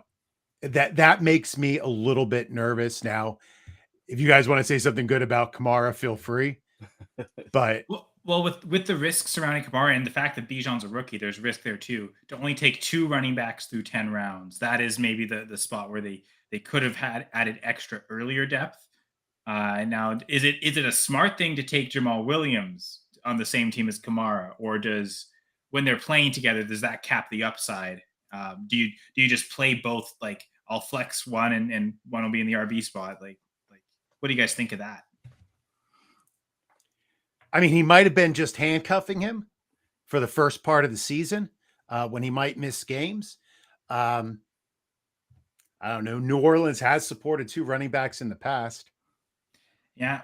And I guess the one thing with Carr, does the Carr pick make more sense because he has Kamara and you get that stack going, and it's the assumption that Carr is good and Carr will throw a lot of passes to Kamara? Because I think that was kind of an issue last year. Dalton didn't throw he threw a lot to Olave, a lot to the receivers, but Kamara's targets went down. Yeah, that's a good point because Carr is a guy who checks down quite a bit. We saw last year with Josh Jacobs get a ton of targets because of that. So you can treat that as a stack with Carr and Kamara, and then like you mentioned with Williams down there as well. Let's just hope that it's not Kendra Miller, right? Let's hope that you pick 2 out of the 3. Hopefully, it isn't the third one that has the big season. But I don't mind Kamara there. It may be a little bit too soon, but I think with the way he drafted, he almost had to reach for a running back. And I think at that point, I think Kamara had, a good enough upside. I think I would have preferred Miles Sanders, who went 1 pick earlier. So I would have been pretty pissed that Sanders didn't fall to me, but I think Kamara is not a bad choice there at the 7-7. Going along with that, Jeff, I think, I said I would get back to Carr. I love what you did with Deontay Johnson and Kenny Pickett, getting that stack on the next 2 rounds. Looking back now at that Carr pick, you could have had Aaron Jones or Kenneth Walker at that point. And I think, with what Jeff said, you'd feel much better about your running back situation with either of those 2 guys as your RB2. And then where you took Kamara, you could have taken Lockett. And I don't know. Or even Stafford, right? To get that QB2 instead of Carr. Yeah. I mean, and then you have Lamar Pickett, Bijan, Aaron Jones, Waddle Moore, Lockett, and Deontay. Pitts is your tight end. Like, that squad is somebody, like, that's a squad I would be more excited about. So I don't know. I just thought you got caught somewhere with that Carr pick and stuck in, like, I don't know. Hindsight's 2020. Yeah, and he made a couple of comments in the chat too about Joe just keeps sniping him. So he wasn't getting the picks he wanted because Joe kept taking his picks. And and now that you mentioned it, that this was a live draft, a lot of this makes more sense. Yeah. Right. Like I forgot that this was a live draft. Yeah, it says you wanted Wilson instead of Carr. Yeah. Yeah. Sanders was sniped. Yeah, you called it, Jeff. Good job. Yeah. And one of the big dangers of the live drafts is the alcohol consumption as well. Yep. That's that could be a danger at home drafting too. Yeah, but then you have a real problem. You don't have the outside influence of take nice one more. Yeah. So just looking at the rest, I mean, with 3 solid starters, did you need Lance and Huntley? I mean, I think you could have punted later to any of the non-starters. Like, yeah, he's mentioned that too, right? If he can't beat out Darnold, then it's kind of a wasted pick. I like the Huntley pick. I don't like the Lance one as much, but I mean, hey, it's the team that makes the most sense to take Huntley. Yeah, right. Absolutely. I just wouldn't have done both. Both, right? Exactly. Lance, or not take Pickett, right? Like, get that extra receiver there and then take Lance and the handcuff. But I think I would have preferred, if you already have Jackson, Carr, Pickett, handcuff with Lamar, you're right. Yeah, Lance probably, even like the pick that went right next to him, Alan Lazard. Or you take Kendra Miller and then you have the whole Saints back. The whole Saints back. I don't know if I would have loved doing that, but yeah, there were definitely. We probably would have said something about that. But, with running backs, though, I mean, he got A.J. Dillon, Williams, Spears, Evans. Like, he has that mix, experience and youth. It's balanced. His wide receivers, Quentin, Sky, Dubs, they all have high ceilings this year, which is what you want in a tournament of this size. I mean, between injuries and scoring, 2 of the 3 of those last wide receivers could lead their team in receiving, but I don't know.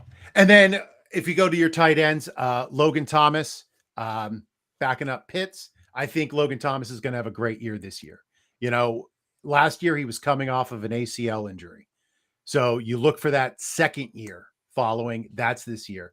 Even if he can get back to 500 yards and 5 TDs, Yeah. which isn't even close to his ceiling, I think that's awesome. Jelani Woods, we talked about him earlier. That's a good wild card.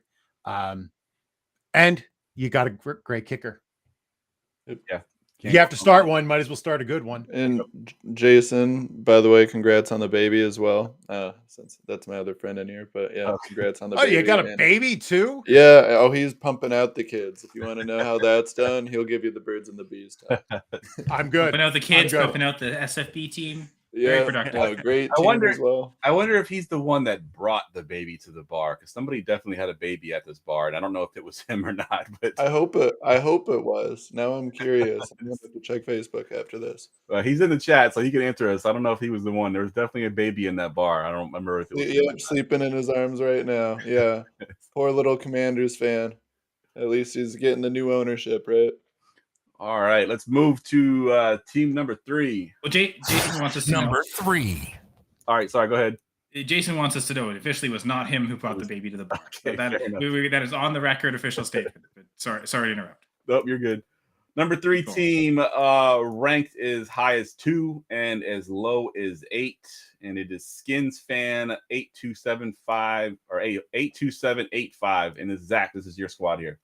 Yeah, this one was an interesting, draft right off the bat. I like I kind of like the overall build a little too much. It kind of fit more of what my dream team would have looked like if I had a different draft slot. I like Joe Burrow up front. Obviously, we had a little scare the other day. Who knows? Long term now, you can't really control anything about that entering the draft. I still think Burrow relative to I like him at 105. I think that's a good value there. Before I go any further, I do want to ask, do you guys think he should have taken Lamar or Fields at that slot first? Because there is, with this unique format, I know in my draft, some of the QBs went a little different in order compared to So, what we're normally I'll used to I'll seeing. speak on this from experience. So I originally had the 106 before we knew the scoring, and then we found the scoring out, and I jumped up to 105 because I wanted Lamar Jackson over Burrow because of that Points per rushing carry. ability. Exactly. Yep, So yep. I okay. would have taken Jackson here. I don't mind Burrow being there. Obviously, I mean the Okay, injury. yeah. We heard about the injury. I don't think it'll be Yeah. anything serious. So, No. but I personally preferred Lamar Jackson at the 105. Okay. The I was just 6-point passing touchdown would still make me go Burrow over Fields, though. But yeah, I think. I don't know that points per first down and points for the rushing carry. You get that for a quarterback. That adds up pretty quickly there. It and does, but I just expect Burrow to have good enough season that it'll make up for it, but not to Lamar, who I also could see throwing a lot of touchdowns. Like he gets almost the best of both. Yeah, in the Fives chat, Lamar was pretty much the consensus, unless somebody fell. Right. Lamar was the way people were going. And that's where I think this is going to be more of a pocket passer QB room for this team. He's got Aaron Rodgers at 405, where I like that pick. I think that's a good range. I really do believe in what Aaron Rodgers can be this year. I can't emphasize it enough. We've watched this dude win games, win MVPs when he's checked out on the team, not showing up to camps, not really giving a damn about the team or the situation. Now he's taking pay cuts. Now he's taking pay cuts. He's showing up to camps. He's working with all his young guys. I mean, how can you not believe in him? I think Garrett Wilson's a great weapon. I don't necessarily love all the weapons around him, but I think we've seen Aaron Rodgers produce with lackluster weapons before anyway. So That's the Most of point. those weapons came over. Well, Yeah. but the one thing he didn't have last year was Garrett Wilson. And how much different would the Packers season have been if they had Garrett Wilson? How much better would Rodgers' season have been? I must caveat that both Zach and Kyle are Packers fans, so that's. But we have very differing opinions on the Packers organization based off of how he feels about Jordan Love and I don't. Yeah, But we don't need to get into Listen that. to the Dynasty Gambit episode from a couple nights ago on the Going for Two live feed. There are lots. I don't need to get my blood I'm a boiling Jets again. fan. Oh, Go Jets. thank you for the first rounder again next year, by the way. Our But pleasure. Desmond Ridder, I think in the 11th round as well, just for a QB3. I'm not a big Ridder guy, but I think value-wise, that's a good pick there, especially, what if there's an injury or just for bye weeks. It's always nice to have that third option, even when you have a legit 2 like Burrow and Rodgers. Kyle, I know you alluded to the best quarterback room. Is this the one that you think is the Well, and I think that would be another one that I thought was really good. I think my Okay. favorite was probably Herbert, Wilson, Mac Jones on Joe's Okay. team, but this would be the other one that I think it would be these two, and Alright. then the Fields Watson team. Those are And the three. okay, no, okay. I'm Which I'm right I there rank with this you. team I think second, it's right? And I think to Jeff's point earlier, like looking at the quarterbacks is one of the first things to look at. So yeah. yeah, no, I like the QBs here. I like the top end running backs with Jonathan Taylor and Etienne. Madison, I'm a little nervous about, but the workload should be there. And relative to where you got him, I don't think it's a terrible pick. I probably would have preferred Monty there, but that's just me. Um, Otherwise, the wide receivers, you went the proven vet route.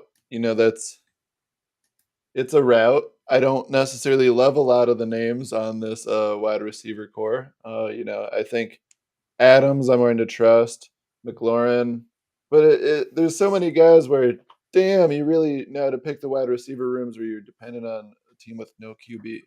I mean, you got Seattle, Tampa Bay, Washington, and Las Vegas for your top 4 wide receivers. Like, oof, that's what scares me about this team. I think, I still had it third. I love it, but if I'm picking a team to depend on, I would like a little bit more premium wide receiver options. What are you guys' thoughts there? Yeah, so obviously I like Adams. Obviously, if Jimmy G's healthy, which it seems like he is, I like him better with Jimmy G. And Terry McLaurin, when I first kind of looked at this team, I didn't realize how good of a season McLaurin actually had. If you look at his actual, I know he didn't have the touchdowns, and that's what really hurt his overall production in fantasy. But I went on a game show podcast a few weeks ago, and McLaurin was one of the answers to one of the questions, was multiple choice, and I went the other route thinking McLaurin had a bad season, and he had over 1,200 receiving yards last year, which blew my mind because I live here in Washington D.C. and they were all down on McLaurin, and so that pick makes a little bit more sense for me when I think about how many yards he actually has, and if he can make those into touchdowns, that he can have a much better season. And getting him in that as his receiver 2 in the 6th round is pretty solid. You mentioned some of the other guys there towards the bottom. I'm a little bit higher on Madison because of the volume. As far as a 1-year thing, I'm not really high on him for dynasty, but for this year, I like Madison as his running back 3. And then the Lockett, Mike Evans, OBJ, a little tough. Only because Mike Evans has Baker. I prefer Godwin in that with the Baker offense over Mike Evans, and OBJ. I like him the least of the Ravens receivers. I'm just not high on OBJ, but I guess at the 10th round at that point, bet on the upside. What are your thoughts, Kyle? I actually like OBJ the most of the Ravens receivers. He can, now that it's been, when the season starts in September, it'll be a full 18 months removed from his ACL surgery. So I think, assuming he's back healthy, I think he could be an immediate producer for them.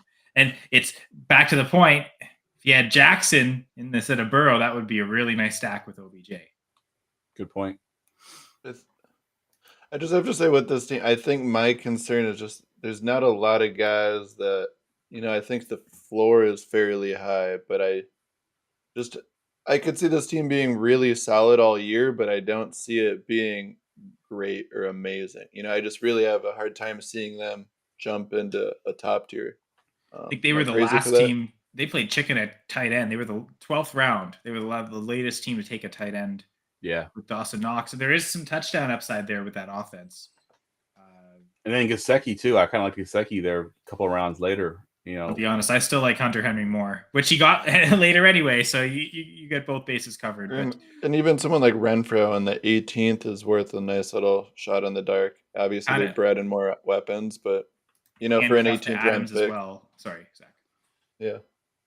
It's funny because it's funny because I went Jonathan Taylor, Devontae Adams at the 2-3 turn, and I know part of the reason I really like Taylor anyway, but the reason I especially went Adams there and not a quarterback was the Colts and Raiders play each other week 17.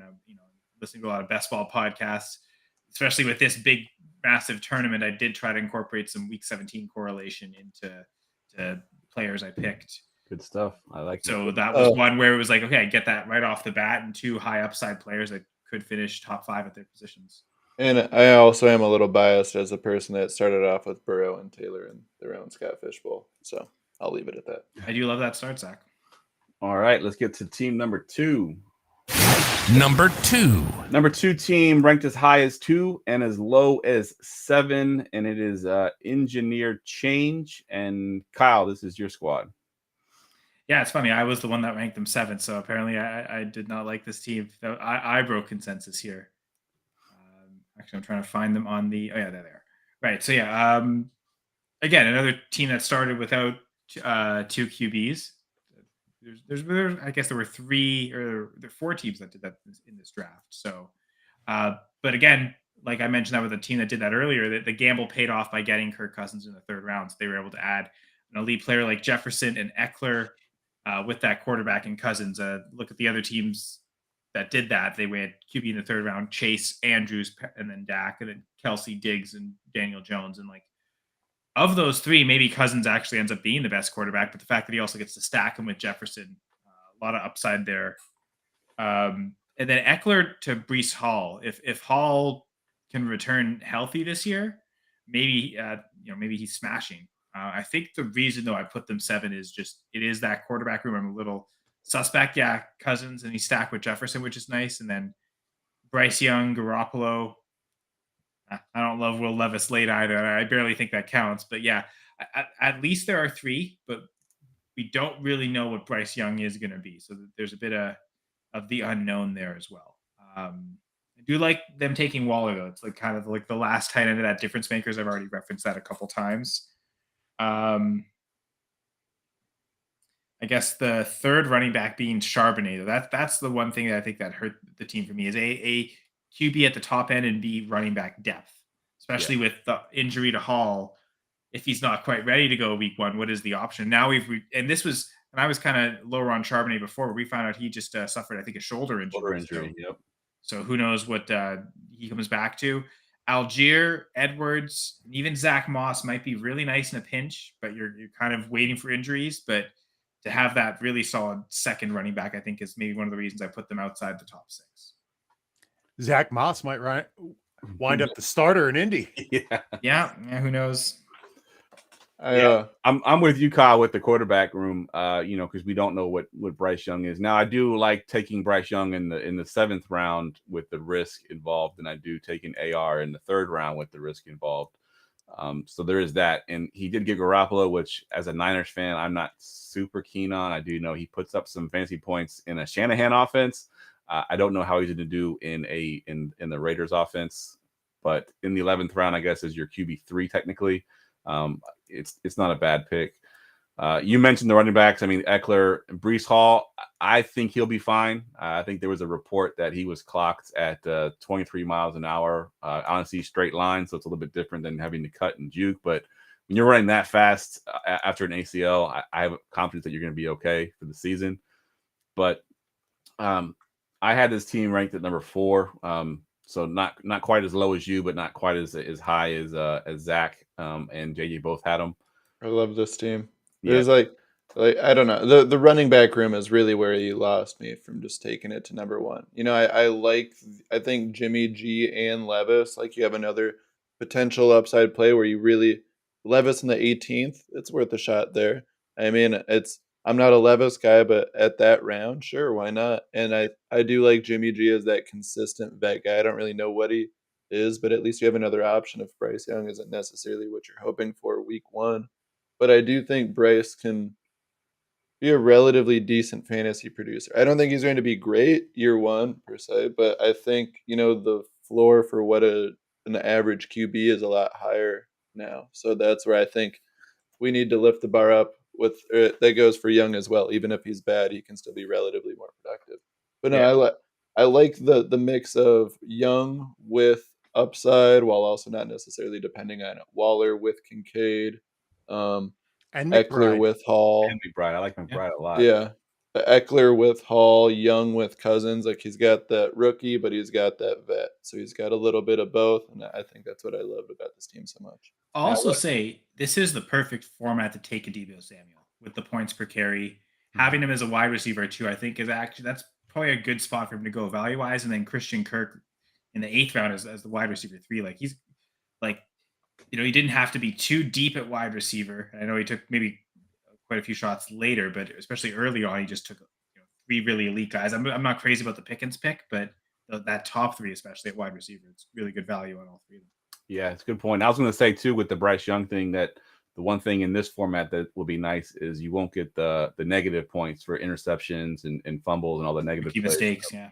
So you'll get the, and he has rushing upside. People forget about that. Like he can definitely run the ball. So you get that upside as well. Not quite as good as maybe AR, but I think he still has that ability. So I know we don't really talk start sit for anyone, but would you start Bryce Young week 1, or do you think you'd go with Jimmy at least for 1 week and see what Bryce does, and then maybe decide week 2 whether to start him? Personally, I've always been I drafted him to start. I'm going to start him. That's just how I've kind of always been that way. If he does awful week 1, then maybe you go away from it and adjust a week. Right. Unless they have a terrible matchup. I don't know who they're playing week 1, unless they got some terrible matchup. But I think overall, I drafted him to play my starter. I'm going to live and die with him in the season. And, it's just going to be what it is. All right. Let's get to the number 1 team. Number one.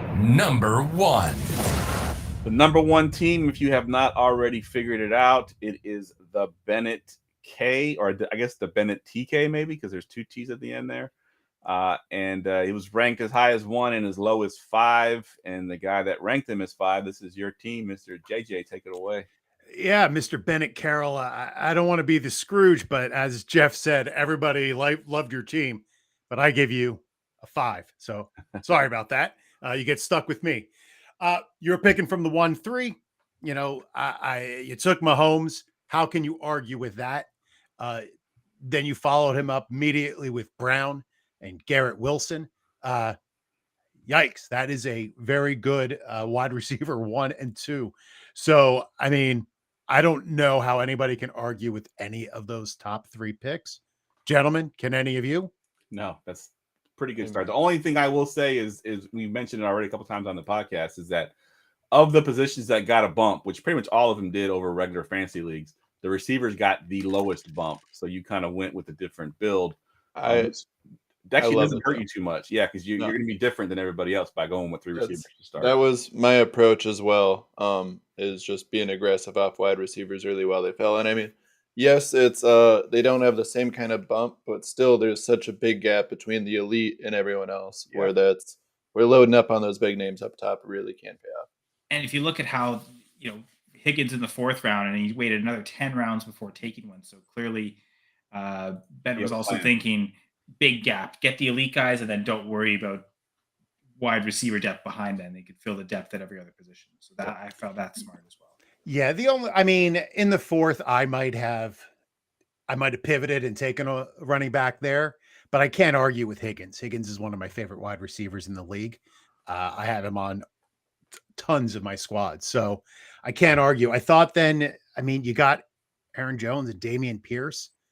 Those are really solid running backs. I don't know. They were both right at their ADP. You got the value. It's hard to argue with either of those picks. Now, CJ Stroud at 7'10", pick 82. You were earlier, I did the math on this, then 92% of the Scott Fishbowl leagues. So you were one of the earliest drafters of CJ Stroud. Either you're a genius or you have some secret information that none of us have. Or God forbid you're a Texans fan. I think one thing to emphasize there is just the difference of the live draft, because I feel like sometimes some of those positional runs are impacted a little differently where, less people are cross-referencing all their different sites. And I think in the moment too, when you're all around each other, you can get kind of caught up like, oh, I got to get this guy now. Not to mention, our live draft was the day before all the real slow drafts kicked off, so they didn't have a whole lot of real life data as far as what people were actually doing. And that's where I'm comparing my live draft, and mine was the final one, the week later. So we had all the data. Yep. And so, no, I think there was an impact there on the Stroud part. Because And I took CJ Stroud at like early 9th round. I think it was the same thinking. It's like, okay, seeing right around where his ADP was and knowing I could probably wait until that 8-9 turn to get him. JJ, I'll let you continue first because I mean this is a roster I'm drooling over, so I can go all day. So please say this. I mean, so I guess my whole point is, even if you like CJ Stroud, like you were in a dead zone. Like the only two quarterbacks who went after Stroud in the next 2 rounds were Murray and Pickett. So even if you waited until the 10th, like you could have had either one of those 3 guys. And I know you don't know who's going to fall. And you know, they make a good point about the ADP not being available. Although if I'm not mistaken, some people did put together some good ADP over at Going for 2, which would have told you the exact same thing that happened actually in the live draft. So I don't know. I think if you would have waited a little bit on quarterback, you could have added somebody like a Rashad White in there. Then you could have pivoted off of Herbert. I'm not a big Khalil Herbert guy. I don't know. I just think CJ Stroud kind of threw off your draft for me personally. That's kind of where I was too, because Kyle and Zach had him at 1. I had him at 3. I wasn't quite as low as you, but that was what it was. It was the Mahomes. Mahomes can cover up a lot of ugly mistakes. Obviously he's Mahomes, but the fact that Stroud was his QB2 kind of hurt him, and then Baker Mayfield and Mike White were his sort of in case Stroud doesn't pan out, those are your backups. I didn't like that part. And Gardner Minshew. I look at 5 QBs. I look at Mahomes and Stroud as being able to balance out against 2 more average but consistent QBs in a matchup. And for me, I know you were saying you kind of were lost at the Stroud one. I love this running back room. I mean, Aaron Jones, I think is going to be super productive this year. Dameon Pierce, I'm not necessarily high on, but I see the workload there. So I do like that value there. But then to get Monty, who's clearly going to have a role just based off how much they're paying him in Detroit. But then you got Khalil and Roshan. I like how you got the handcuff there because I'm very much so high on Roshan, but I like having Khalil so early on. I'm not necessarily dependent on a rookie getting day 1 reps. But this running back room, I think, is one of the best running back rooms in this entire draft. I have to agree with you, yeah. And why I was so high on this. Because, yes, the QB2 scares me.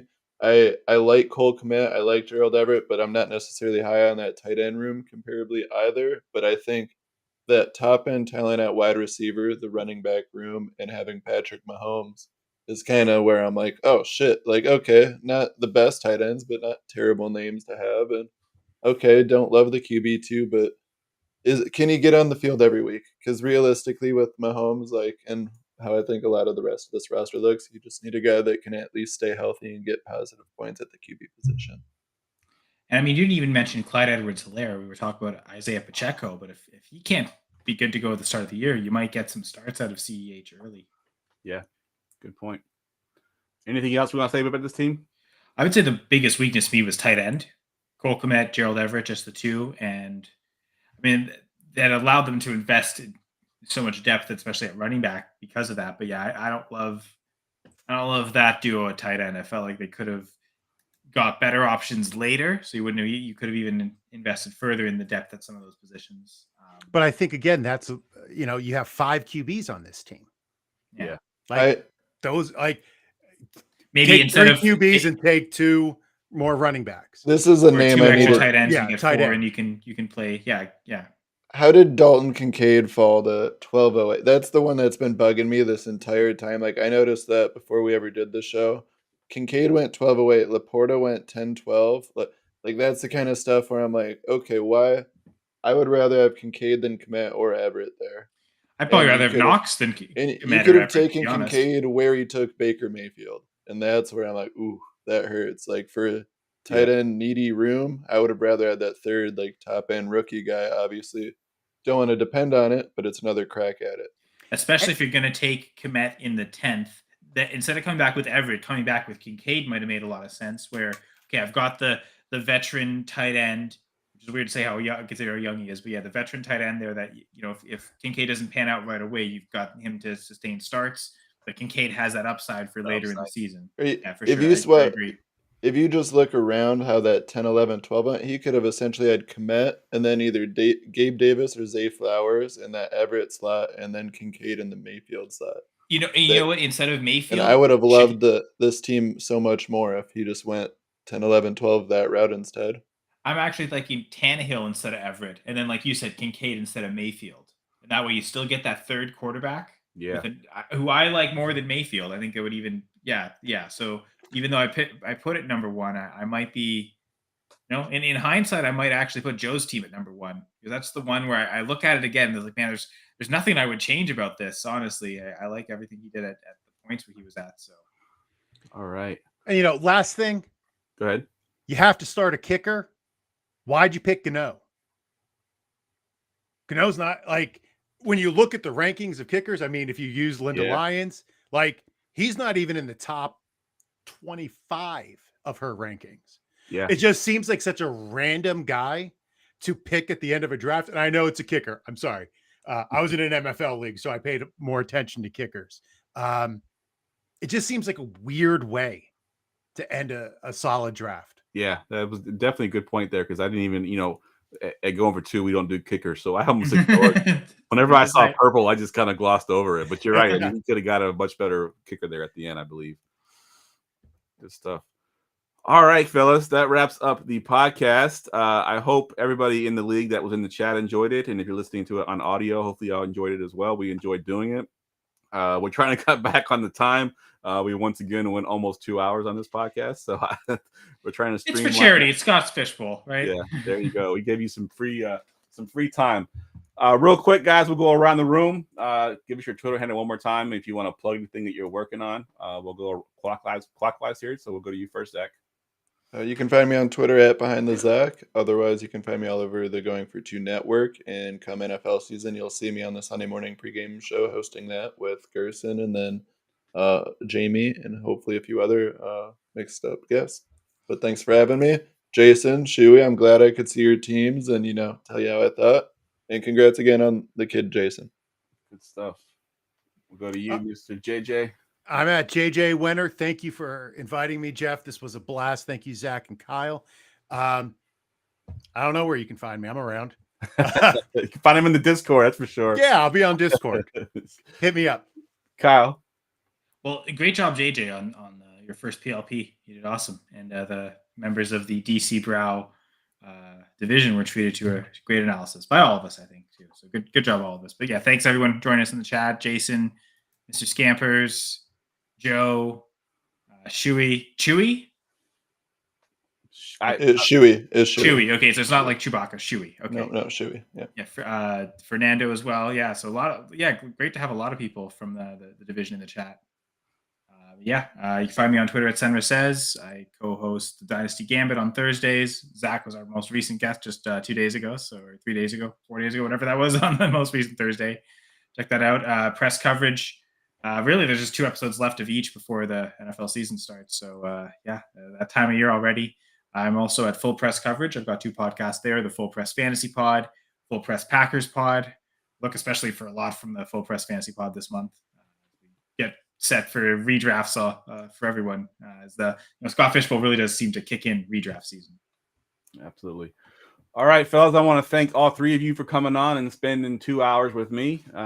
Thank everybody in the division for coming to the live draft, making it a huge success. I think we had a lot of fun. Hopefully we're already planning next year. We're going to make it even bigger next year. So hopefully everybody in this division will be there next year. You can follow me on Twitter at Jeff Lambert 77. Of course, you can find me in the Discord, which most of y'all were already in there doing the mock drafts. So one thing I want to say one last time before we leave out of here, if you want to get one of these PLPs for your home league or for one of your divisions, you can do that. Unfortunately for this year, you can't. Well, you can get it for next year. Goingfor2.com/PLP.